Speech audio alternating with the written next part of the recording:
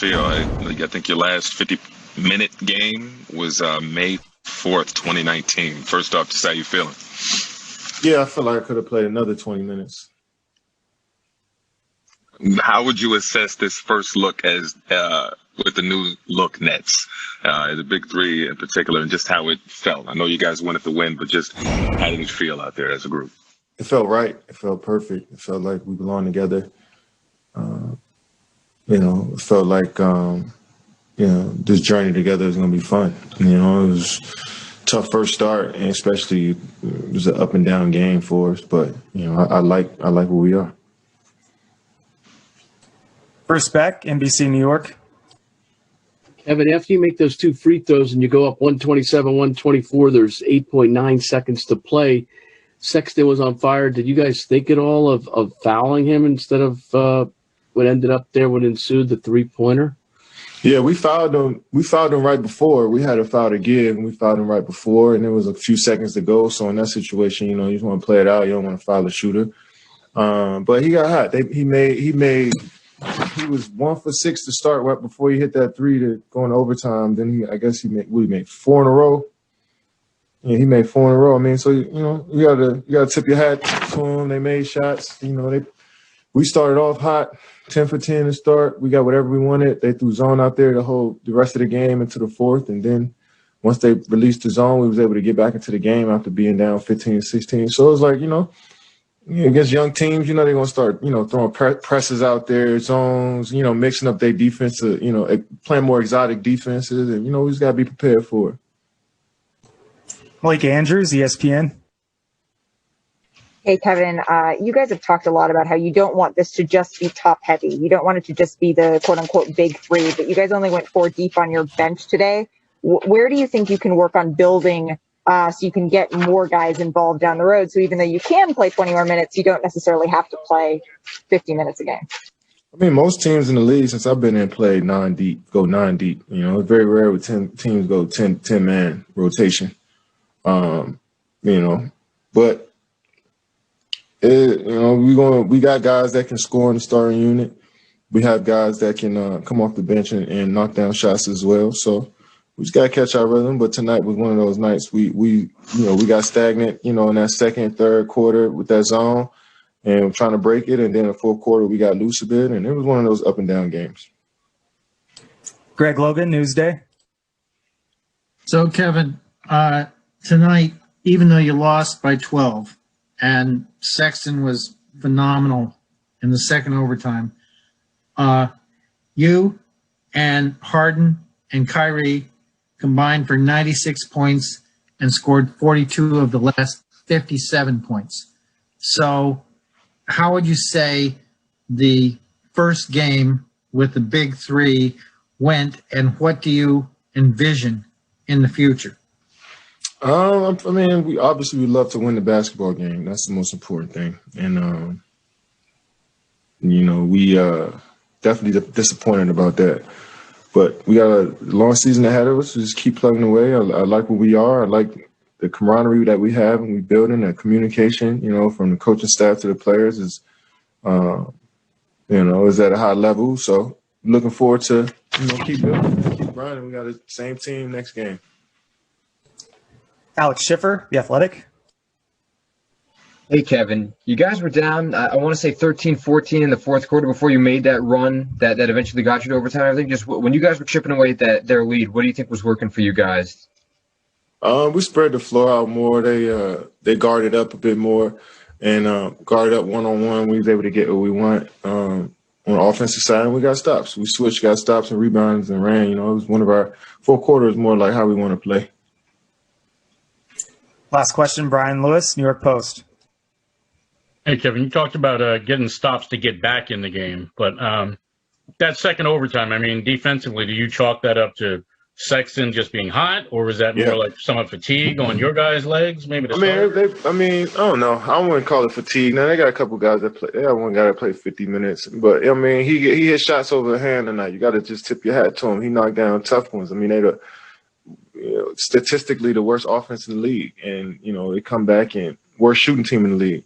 and they come back and make 23s on us tonight. I mean, that's shoot 50% from the three on that many attempts. You know, you got to give them credit. They knocked them down, and you know they made shots all night. So, you know, we gonna keep finding our groove, keep finding our rhythm. You know, and we'll be all right. It's still early. Terrific performance from him. As promised, time to bring in our Richard Jefferson. And Richard, you talked in the pregame about how this Nets offense would flow. What would it look like? And the fact that they needed to limit turnovers. We did see that huge response late and into overtime. It's just game one. Not quite enough, though. Your thoughts? Yeah, it wasn't quite enough tonight, but you know there was a lot of positives. You know, one, you know, I stand by that. There was definitely a fatigue factor when you have Kyrie with the break, the short break that he was on. Then you had you have James Harden that's still building up his conditioning, and then all of a sudden you get a double overtime game when you're asked to play 50 minutes. That's next to impossible to be. I don't care how great of a player you are to be able to knock down, you know, big shots. A lot of shots fell short, but you know, ultimately I think the Nets, they had the opportunity to really kind of take complete control after starting the game 10 for 10, but they turned the ball over, and then after that they missed their next 11 shots. So it was really a roller coaster to start this game, and then they found themselves in a dogfight, and Colin Sexton just took over in that second quarter, or in that second overtime. Richard, at the end of the first overtime, 1.2 seconds to go, you mentioned it on the telecast, where Kevin Durant, it looked like he wanted that ball a little bit sooner on the inbounds pass from Kyrie Irving. What about that? Well, look, at the end of the day, Kyrie's in a difficult spot because he's got Jared Allen guarding him. So, you know, the range and area that you can just throw a pass isn't very, very easy. And also, too, they still got a very good shot. So his job as the inbounder is to be as safe as possible. That being said, if there was a slight opportunity to get him that ball, you know, maybe a second and a half earlier where he's shooting that turnaround from 17 and not, you know, 21 feet, that would make that shot that much easier, especially late in the game. The shot fell short, as a lot of their shots did late. So the closer that shot would have been, the better. But, you know, still got a quality shot, still didn't turn over the ball. So, you know, it just didn't fall tonight. Richard, talk about Kyrie Irving, and he's working his way back. How did he look to you today? This wasn't a 2-week vacation. He was doing everything he needed to do to make sure that he was in prime condition when he came back to the Brooklyn Nets. You know, this group of players, Richard, they played the last 18:45 of the game, including Kyrie, who, like you mentioned, had been off for 2 weeks. What do you make of that? It seems like Steve Nash still has to try to figure it out because they went really small. It worked for a while. Obviously, that second overtime, they didn't have much left. Yeah, they didn't have much left, and that's bound to happen. You know, I would look for him even in that next game on Friday. The teams aren't practicing a lot. The only way to really, truly improve your conditioning sometime is to play through it. I do crack, you know, a few jokes about the sports science team that you know that they're going nuts seeing these, especially with, you know, like we talked about James Harden, we talked about Kyrie, but ultimately these guys are professionals. They are the most finely tuned athletes in the entire world. They're able to handle this. Now, is this something that you want to see consistently? No. But the guys looked good. They were moving well. And it's just one of those things, you know, you respect Steve Nash's decision. I actually personally like to see this. Go with your horses. They'll have a complete day off tomorrow. And then Friday, you know, maybe get some substitutions early so that they're not playing that full game and then give them that second half. But I actually like to see stars, you know, playing like stars and playing those minutes. Richard, what about Kevin Durant? Let's turn our attention now to him. He and Harden working that pick and roll. They were on the overtime, whether it was deflections, steals, block shots. That's what they're going to need. Look at this, a 12 for 25, 12, 8, and 4 night, 4 blocks for Kevin Durant and 38 points. Like the dude looks like he never missed any time, any games. It looks like, you know, he's, you know, one of the best players on the planet. 50 minutes for James Harden tonight, Richard, and he only takes 14 shots. I was looking at his stats from last year. He had a game where he took 41 shots. You mentioned him deferring. He had played so well in those first 2 games, initiating the offense, scoring. Do you think he deferred maybe too much in this game? No, I don't think so. I think his goal, like, again, we're talking about a man that just had a 21 point, 10 rebound, 12 assists. He just had a triple-double, right? So it's like he knows how to get anything he wants out of the game. And like I said, I want to compliment him or respect him. When you allow a guy like, Kyrie Irving to get going, here, Kyrie, get your rhythm going. Like, this is a big three, one of the best big threes talent-wise and accomplished-wise that we've seen in a while. And so when you really break it down, the way he really finessed the game, got Jeff Green, had a great first half. There was a lot of contribution from guys. And if James Harden's going to take on that role of I believe I can average a triple-double, but again, he only took 2 or 3 shot attempts, and then he had double-digit shot attempts in the second half. He's going to have double-digit most likely on both halves, but I think this was purely by intention to make sure that he could get everyone going and everyone flowing. So it's a day off and then another game at this very same team in the very same town at Cleveland on Friday. What's the approach?